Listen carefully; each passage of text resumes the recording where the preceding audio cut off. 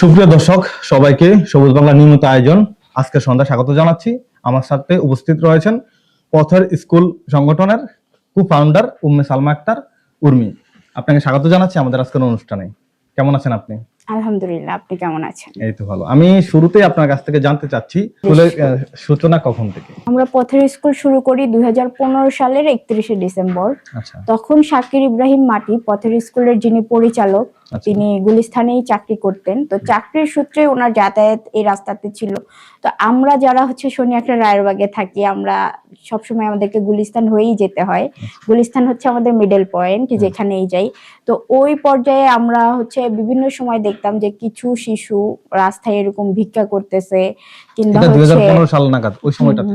আচ্ছা, তখন কি প্রতিষ্ঠান চালু হয়েছিল নাকি? না, আমাদের তখন প্রতিষ্ঠান চালু হয়েছে 2015 সালের 31শে ডিসেম্বর, কিন্তু তার আগে আমরা গুলিস্তানের যখন এখান দিয়ে যাতায়াত করতাম, এই পরিস্থিতিটা দেখার পর মনে হলো যে না, এখানে আমরা বাচ্চাদের সাথে কাজ করতে পারি, ওদের সাথে একটু সময় কাটাতে পারি। আমরা যেটা দেখতাম বা মাটি ভাই দেখছে যে বাচ্চারা কারো কাছে টাকা চাচ্ছে, খাবার চাচ্ছে, কিংবা বসে একা মন খারাপ করতেছে। তো ওই সময়ে ভাইয়া সিদ্ধান্ত নিল যে এখানে আমরা কাজ করব, বাচ্চাদের পড়াশোনা করাবো এবং ওদের সাথে একটু ভালো সময় কাটাবো। যেহেতু আমরা জানি পথ শিশুদের বেশিরভাগই বাবা মা নেই, আমরা চেয়েছিলাম ওই সময়টায় ওই শিশুদেরকে একটু মানসিক সাপোর্ট দেওয়ার জন্য, ওদের সাথে ভালো সময় কাটানোর জন্য, ওদেরকে একটু পড়াশোনা করানোর জন্য।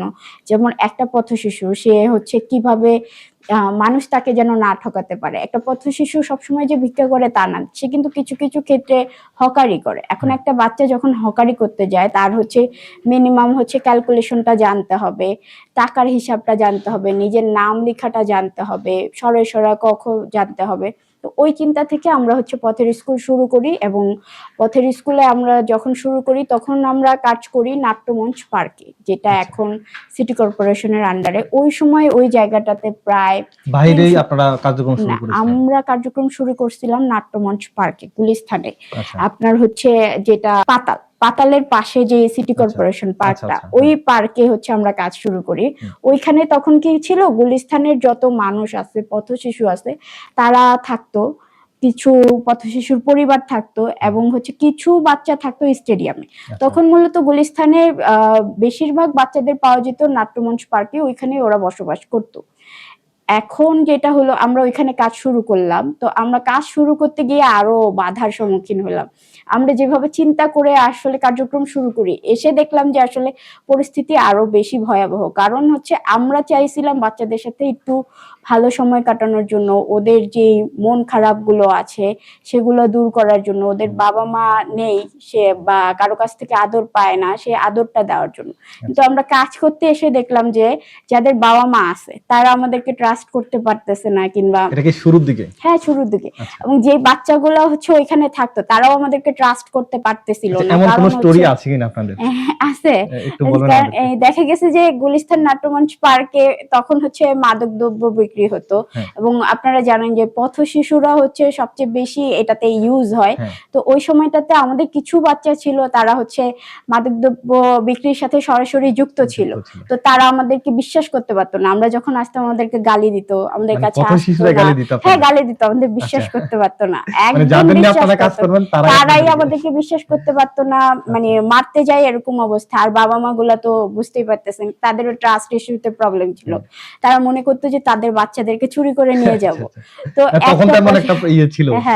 এরকম একটা পরিস্থিতিতে আমরা মনোবল হারাই নাই। আমরা ওইখানে কার্যক্রম শুরু করলাম, কাজ করলাম, একটা দুইটা তিনটা এরকম করতে করতে আমাদের একটা পর্যায়ে এখন অনেক বাচ্চা আছে, এবং যেই বাচ্চারা একসময় আমাদেরকে ভয় পেত, দৌড়ানি দিত, কিংবা মনে করতো বিক্রি করে ফেলবো, তারাই একটা পর্যায়ে দেখা গেল যে ওরা মাটি ভাই বলতে অজ্ঞান, উর্মি আপু বলতে অজ্ঞান। কেউ কেউ তো আছে যে দেখা যায় যে ওর বাবাও মাটি ভাইকে ভাই বলতেছে, ও ভাই বলতেছে, ওর বাবাও উর্মি আপারে আম্মু বলতেছে, ও আম্মু বলতেছে। এরকম একটা পরিস্থিতি আমাদের। আচ্ছা, মাটি ভাইকে তারা ভাই বলে আর আপনাকে আম্মু বলে ডাকে? হ্যাঁ, এইটা কি, আমাদের একজন স্টুডেন্ট ছিল, ওর নাম নীল। নীল কথা বলতে পারতো না। নীলের নামটা মাটি ভাইয়ের দেওয়া।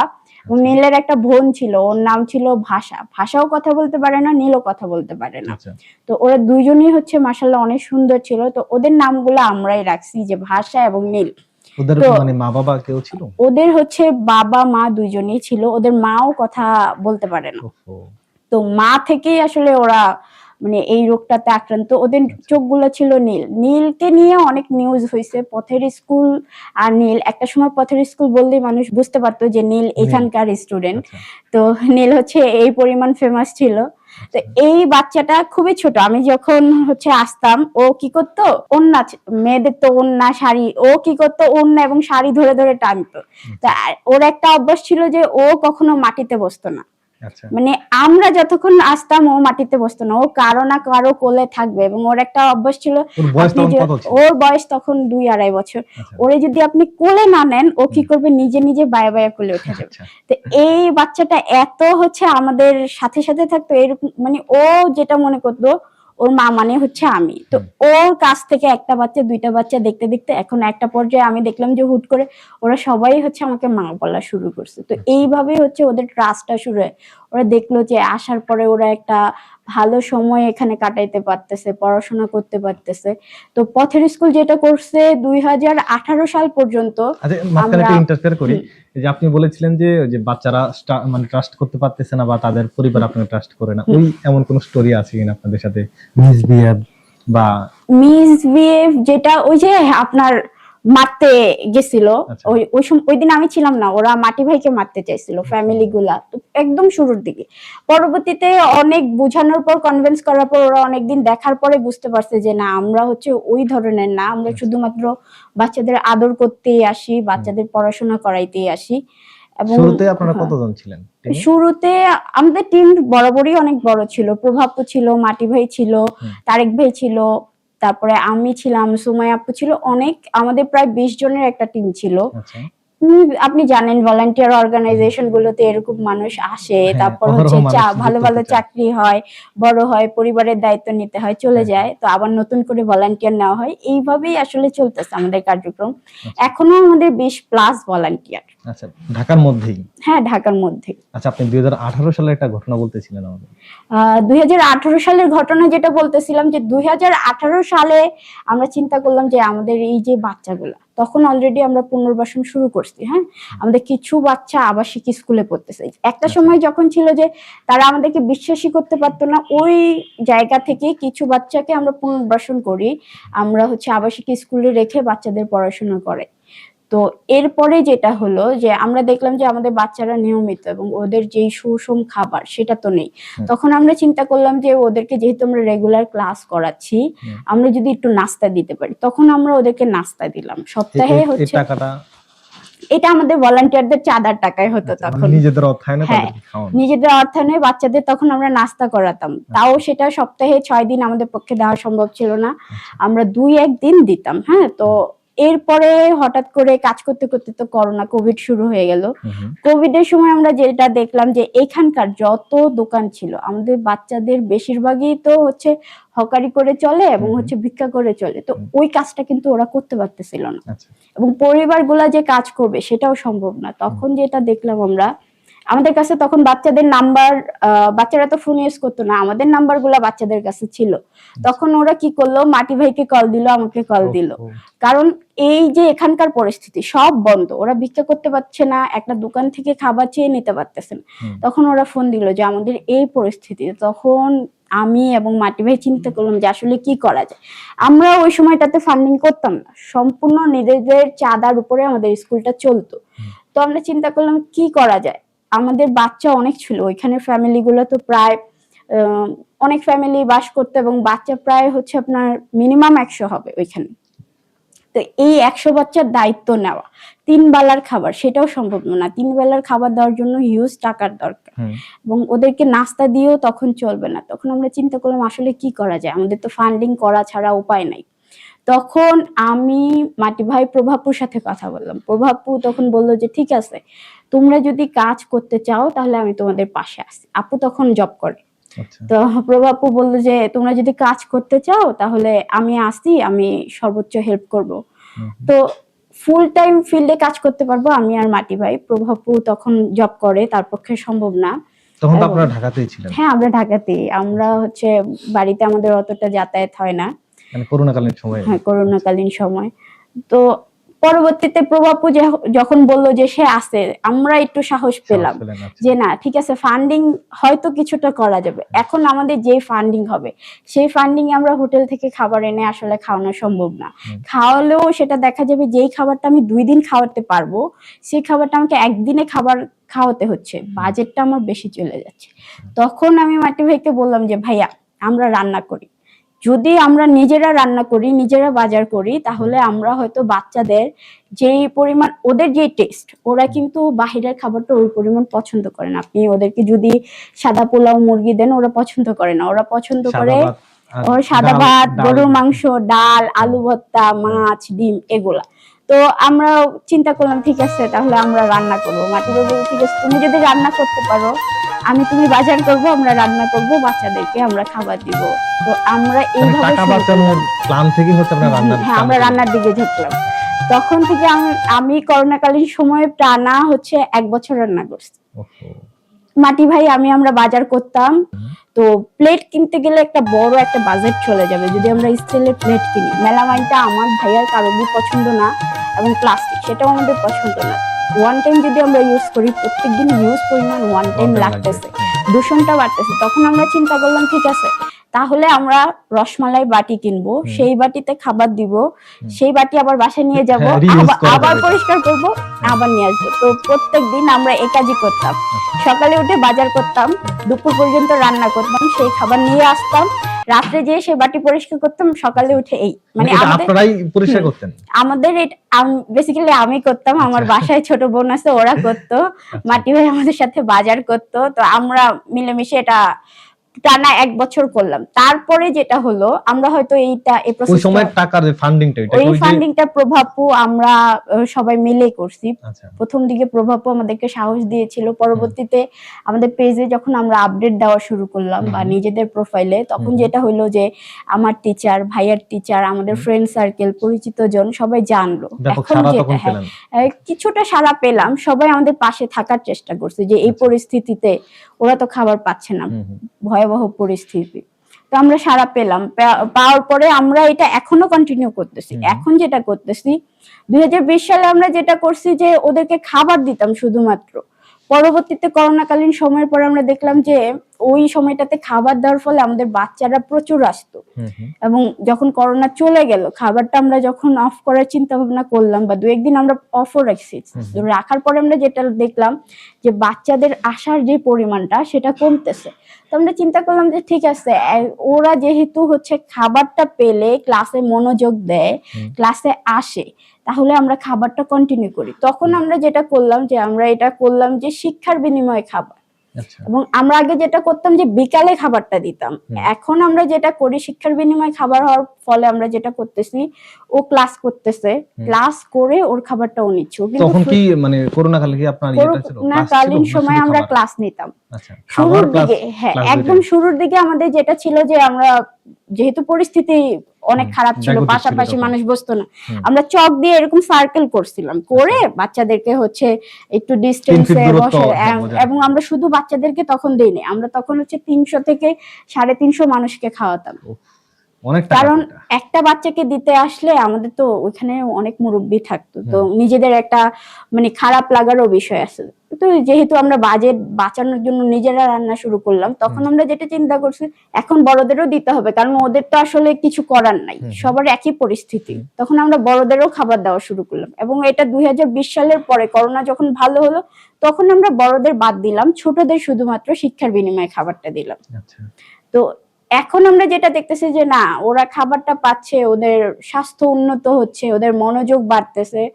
তো এই কারণে আমরা এটা অফ করলাম না, আমরা আমাদের যে প্রজেক্ট সেটা করলাম যে শিক্ষার বিনিময়ে খাবার, এবং আমরা খাবার যেটা দিলাম সেটা হচ্ছে রাত্রের খাবার দিলাম। কারণ একটা বাচ্চা সারাদিনে যেমনি হোক এটা ও ম্যানেজ করতেছে, কারো কাছ থেকে চেয়ে হোক কিংবা হচ্ছে না খেয়ে হোক, ও কিন্তু ম্যানেজ করতেছে, কিন্তু রাত্রের খাবারটা আসলে ম্যানেজ করা যায় না। একটা বাচ্চা না খেয়ে সারাদিন আবার রাত্রে না খেয়ে ঘুমাবে, এইটা আসলে আমাদের খুবই খারাপ লাগতো। তো সেই কারণে আমরা আমাদের চিন্তা ভাবনা একটু চেঞ্জ করলাম, বিকালের থেকে আমরা মুভ করলাম রাতে, যে বাচ্চাদেরকে আমরা রাতে খাবার দিব। ওরা একবেলা খাবার ছিল, একবেলা খাবার দিব।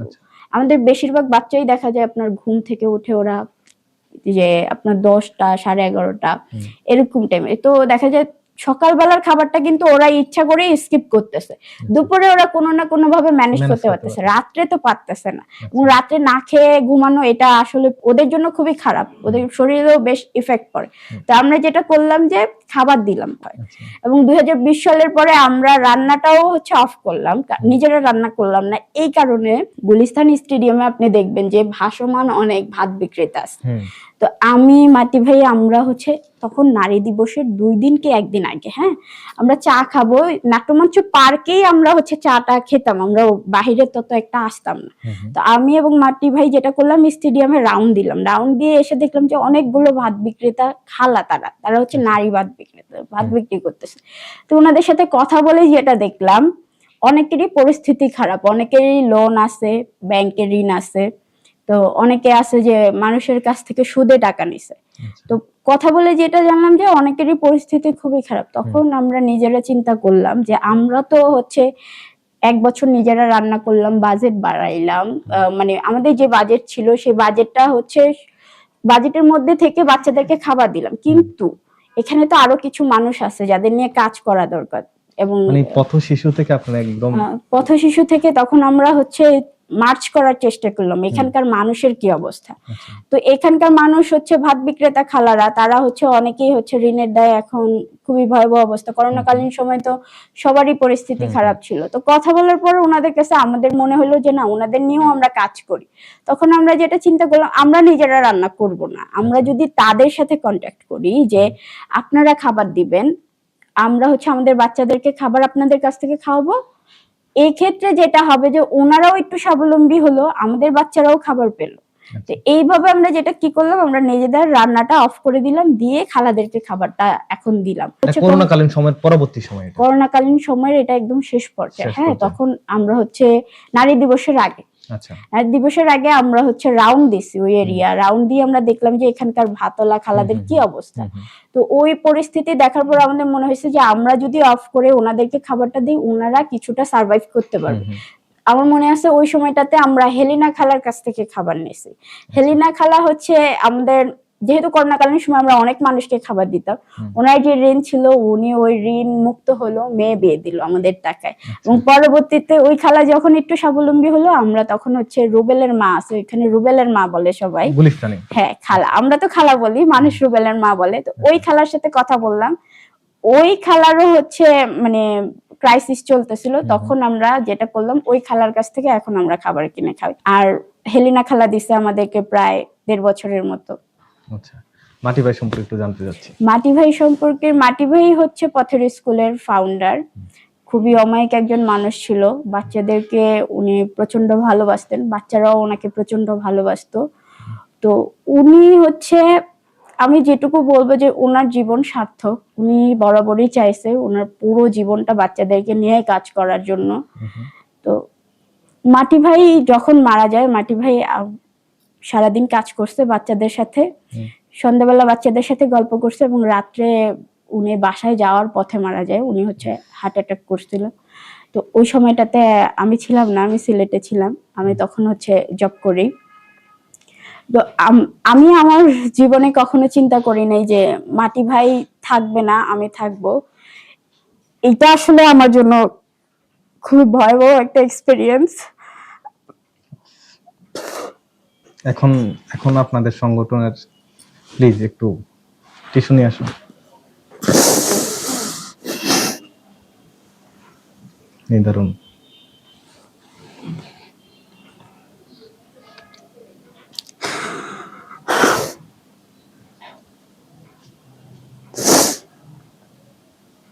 প্লিজ।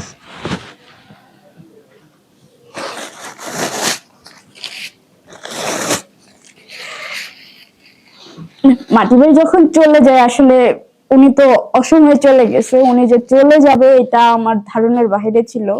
এবং আমার জন্য এটা সবচেয়ে বেশি আক্ষেপ যে উনি যখন চলে যায় আমি ওনাকে দেখতে পারি নাই। ভাই বরাবরই, যেহেতু আমি ওনার সাথে আমার বয়সের ডিস্টেন্সটা অনেক বেশি, হ্যাঁ, আমি ভলান্টিয়ারিং কাজ বেশিরভাগই শিখছি ওনার কাছ থেকে। তো তো উনি বরাবরই বলতো যে উর্মি, তোমার কাছে যদি কখনো এরকম পরিস্থিতি হয় যে তোমার কাছের কেউ মারা গেছে কিন্তু তোমার কাঁধে একটা দায়িত্ব আছে, তাহলে তুমি কি করবা?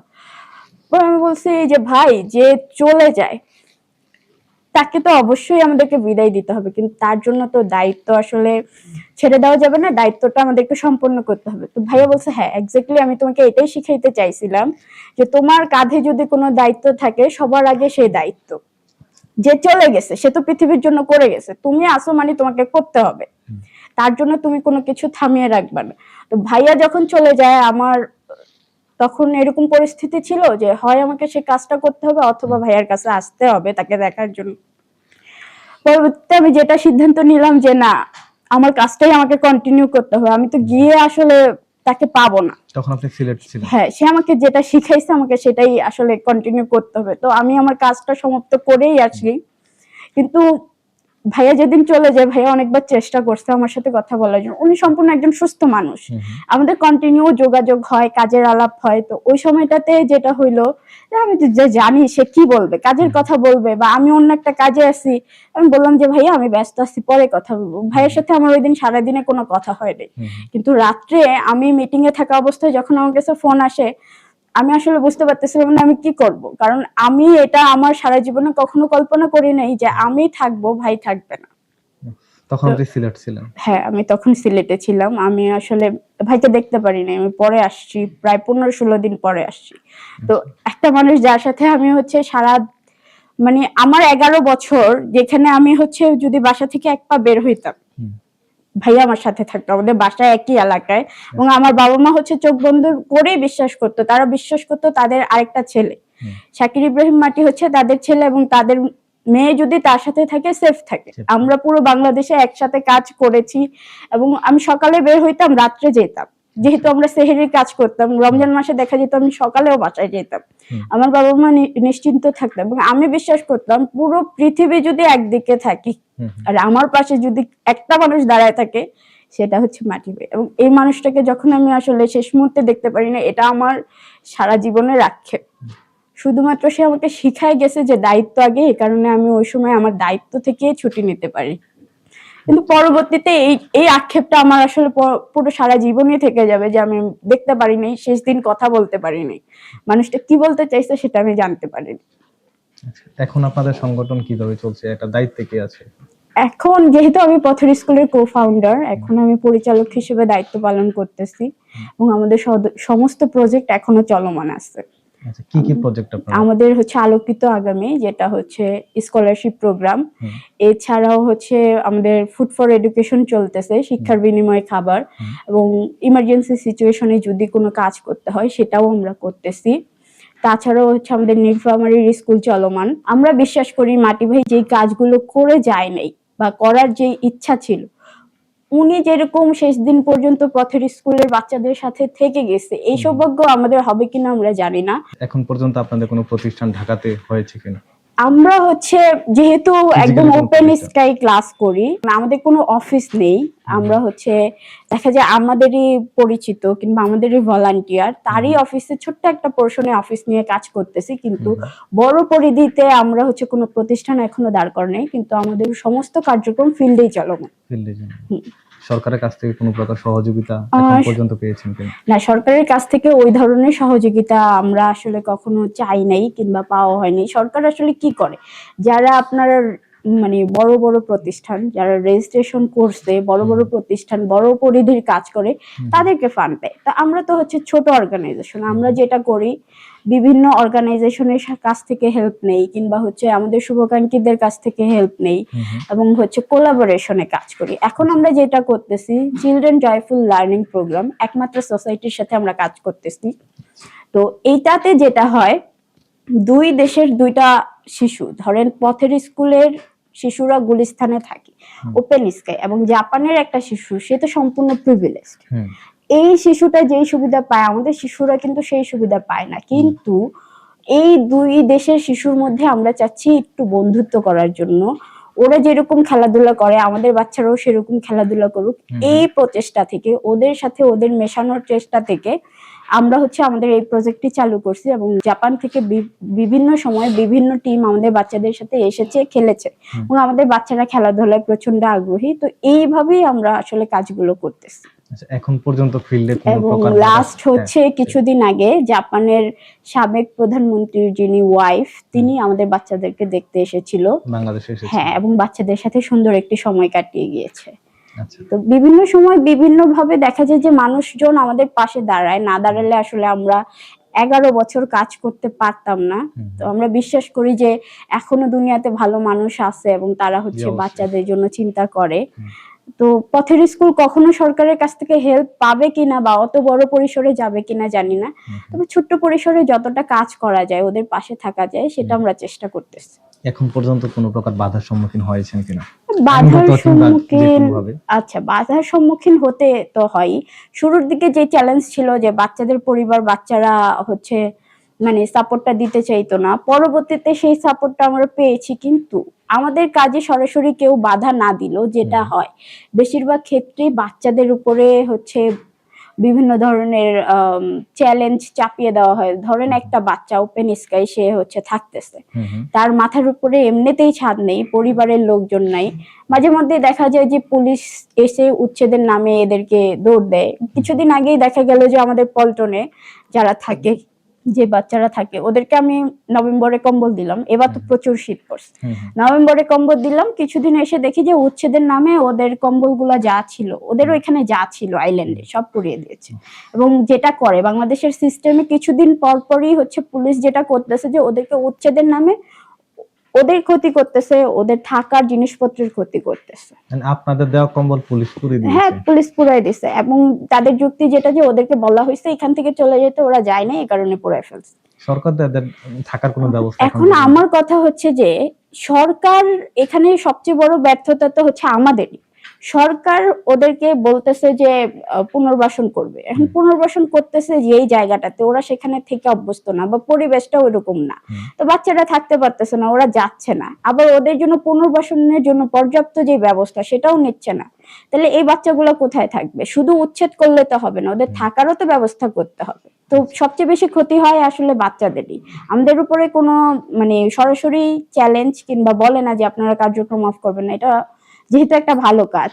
আমরা গুলিস্তানে এত বছরে কখনো শুনি নাই মানুষ আমাদেরকে বলছে যে কাজ করতে পারবেন না। আমরা যখন নাট্যমঞ্চ পার্ক থেকে চলে আসি, কারণ নাট্যমঞ্চ পার্ক এখন হচ্ছে সিটি কর্পোরেশনের আন্ডারে, ওইখানে আমরা কাজ করতে পারবো না যেহেতু বাচ্চাগুলোকে উচ্ছেদ করা হয়েছে। তো ওরা এখন যেটা থাকতেছে স্টেডিয়ামে থাকতেছে, পল্টনে থাকতেছে, কাকরাইলে থাকতেছে, কমলাপুরে থাকতেছে। তো এই বাচ্চাগুলো কিন্তু রেগুলার সময়ে আসে, এসে ক্লাস করে। তো মানুষজন আমাদেরকে কি করলো, তখন আমরা যখন স্টেডিয়ামে চলে আসলাম মানুষজন কিন্তু আমাদেরকে বাধা দেয়নি যে আপনারা কাজ করতে পারবেন না। আমাদের উপর সরাসরি কখনো এরকম ভাবে চাপিয়ে দেওয়া হয় না যে আপনারা কাজ করতে পারবেন না।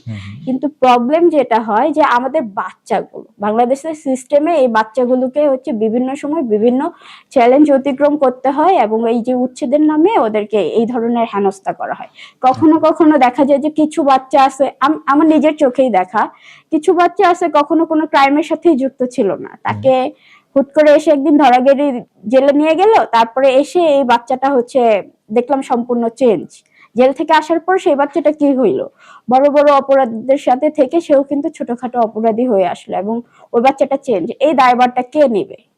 আসলে আমরা যে ওদের ভালো করতে গিয়ে মাঝে মধ্যে খারাপই করতেছি, উচ্ছেদের নামে ওদেরকে হেনস্থা করতেছি, ওদেরকে হচ্ছে সংশোধন করার নামে ওদেরকে আরো বড় অপরাধী করতেছি, এইভাবেই আসলে চলতেছে। আচ্ছা, এখন আপনারা তাদের সাথে রেগুলার ক্লাস করেন, এখন কন্টাক্টটা কিভাবে করা হয়? কন্টাক্টটা যেভাবে করা হয়, বাচ্চারা জানে যে উর্মি আপা 3টা বাজে চলে আসে, আসলে কখনো সে হচ্ছে কাকরাইলে যাবে যে বাচ্চাদের সাথে খেলাধুলা করবে, কখনো হচ্ছে শুধুমাত্র এখানকার গুলিস্তানের বাচ্চাদের জড়ো করার জন্য সে মাঠে থাকবে। তো আমরা যেটা করি, আমি যেটা করি বেসিক্যালি, আমি হচ্ছে সকালে কিংবা দুপুরে আসি, এসে বাচ্চাদের সাথে খেলাধুলা করি। সময় দুই রকম, তারা জানে কিভাবে আপনি আসবেন? ওদের ক্লাস টাইমটা আলাদা, মানে আমি তো আসি, ধরেন আমার আজকে অন্য কোনো কাজ নেই, আমি তো আগে আসতেছি, তো আমি যখন মাঠে আসতেছি এখানকার যে বাচ্চাগুলো তারা তো আমাকে দেখতেছে, ছোট বাচ্চাগুলো দেখতেছে, আস্তে আস্তে ওরা খবর পাচ্ছে তো ওরা হচ্ছে ক্লাস টাইমের আগেই চলে এসে আমার সাথে সময় কাটাচ্ছে। আবার যখন আমি চিন্তা করি যে না আমি কাকরাইলের বাচ্চাদের কাছে যাব, তারপর এখানে আসবো, তখন আমি কি করি, সরাসরি কাকরাইলের বাচ্চাদের কাছে চলে যাই, ওদের সাথে সময় কাটায় আমি হচ্ছে এরশাদ রোডে আসি, এরশাদ রোডে আমাদের বাকি বাচ্চাগুলো চলে আসে ততক্ষণ। অথবা যেটা করি, যেদিন আমার কাজ থাকে সেদিন ওরা জানে যে আমাদের ক্লাস টাইম সন্ধ্যা 7টায়, ওরা সবাই একদম সন্ধ্যা 7টায় রুবেলের মার কাছে চলে আসে। সন্ধ্যা 7টা? হ্যাঁ, ওরা সন্ধ্যা 7টায় চলে আসে। আচ্ছা, আপনারা তো দীর্ঘ 11 বছর ধরে আপনাদের কার্যক্রম পরিচালনা করে আসছেন, এখন পর্যন্ত আপনাদের সফলতার কোনো গল্প আছে কিনা? এখন পর্যন্ত আমাদের সফলতার গল্প হচ্ছে আমাদের প্রায় 20+ শিক্ষার্থী পুনর্বাসন হয়েছে। আমাদের হচ্ছে বাংলাদেশে যে আলোকিত আগামীর আন্ডারে বাংলাদেশের বিভিন্ন প্রত্যন্ত এরিয়ার যে শিক্ষার্থীরা পড়াশোনা করতে চায়, এদের মধ্যে অনেকে এসএসসি পাস করছে, এইচএসসি পাস করছে, এবং হচ্ছে রাজশাহী ইউনিভার্সিটি থেকে আমাদের একজন শিক্ষার্থী অনার্স পাস করছে। আমি মনে করি এগুলো আমাদের অ্যাচিভমেন্ট। আর সবচেয়ে বড় অ্যাচিভমেন্ট আমি যেটা মনে করি যে আমাদের বাচ্চারা বেশিরভাগ ক্ষেত্রেই যারা হচ্ছে নেশায় যুক্ত ছিল, কিছু কিছু শিক্ষার্থী আছে আমাদের নেশা মুক্ত হয়েছে। আমাদের আশরাফুল আছে, সুজন আছে, আশরাফুল হ্যান্ডবলে চাকরি করে, ও আমাদের পুরাতন শিক্ষার্থী। ও কিন্তু এখন হচ্ছে ওর একটা পরিবার আছে, ওর স্ত্রী আছে, সন্তান আছে, ও হচ্ছে বাসা ভাড়া নিয়ে থাকতেছে। এটা আমাদের অ্যাচিভমেন্ট। এছাড়াও দেখা গেছে যে বিভিন্ন সময় আমরা অনেক বাচ্চাদেরকে বলছি যে তুমি এইভাবে না এইভাবে করো, কারো কারো ক্ষুদ্র কর্মসংস্থানের ব্যবস্থা করে দিছি, তাদের মধ্যে দেখা গেছে অনেকে সেই ব্যবসাটা ধরে রাখছে। এটা আমাদের অ্যাচিভমেন্ট। আমার মনে আছে 1 বছর আগে আমাকে এক চাচা এসে বললো, করোনাকালীন সময় আপনি পানের ডালা, তারপরে হচ্ছে আরো কি সব মানে ক্ষুদ্র কর্মস্থানে যা হয়, চা বিক্রির সামগ্রী, পানের ডালা এবং হচ্ছে সিগারেট ওনাকে দেওয়া হয়েছিল বিক্রির জন্য। তো উনি যেটা করছে, হ্যাঁ, ক্ষুদ্র কর্মসংস্থান। তো মানে আমরা ওই সময়টাতে যেটা করছি যে বড় মানুষ যেগুলা, এদেরকে খাবার যখন দিলাম তখন তো ওদের ক্রাইসিসের গল্পগুলোও শুনছি, তখন ওরা বলছে যে ওরা ব্যবসা করতে চায়। তো ওই সময় ওই চাচাকে আমরা হচ্ছে ক্ষুদ্র কর্মসংস্থানের ব্যবস্থা করে দেব। উনি পরবর্তীতে 1 বছর আগে আমাকে যেটা জানাইলো, গ্রামে সেই ওই কাজ করে গ্রামে গেছে, অটো কিনছে সে এবং তার ছেলে এই অটো চালায়। তো অ্যাচিভমেন্ট অনেক আছে। সবচেয়ে বড় অ্যাচিভমেন্ট যেটা, যে আমাদের বাচ্চারা তো আপনি গেলেই দেখবেন ওরা খুবই হচ্ছে নিয়ম মানে, ধরেন এই 7টায় ক্লাস মানে ওরা 7টায় আসতেছে, যেভাবে ক্লাসে বসে থাকতে হবে সেভাবে বসতেছে। খাবারের সময় আপনি দেখবেন যে ওরা এই একদম নিয়ম মাফিক সাদা লাইনে বসতেছে, বসে খাবার খাচ্ছে, একজন আরেকজনকে হাত ধোয়ায় দিচ্ছে। আবার আমরা যেটা করতেছি, রমজান মাসে আমরা যখন সেহরি দিই, আমাদের বাচ্চাগুলোই কিন্তু আমাদের ভলান্টিয়ার হিসেবে কাজ করে, বড় বাচ্চা যেগুলো। এবং আমরা যেটা করি, নিজেরাই রান্না করি রমজান মাসে সেহরি যখন দিই। তো এই যে বাচ্চাগুলা যারা একসময় কারো কথাই শুনতে চেত না, তারা কিন্তু আপনার কথা শুনতেছে, আপনার কমান্ড মানতেছে, এটাই তো অনেক। আবার এই যে একটা বাচ্চা আছে মানে ইফতারির পর থেকে সেহরি পর্যন্ত আপনার সাথে থাকতেছে, সমস্ত দায়িত্ব পালন করতেছে, বড় হয়ে আপনার মতো হতে চাচ্ছে, সে নেশা থেকে দূরে থাকার চেষ্টা করতেছে, এটাও তো অ্যাচিভমেন্ট। আচ্ছা, আপনাদের সাথে যোগাযোগ করার মাধ্যমটা কি? আমাদের সাথে যোগাযোগ করার মাধ্যম হচ্ছে আমার নাম্বার, অথবা পথের স্কুলের যে পেজ পথের স্কুল, সেটা আমাদের দর্শকদের উদ্দেশ্যে একটু বলে দিবেন আপনার ফোন নাম্বারটি। 019158600063।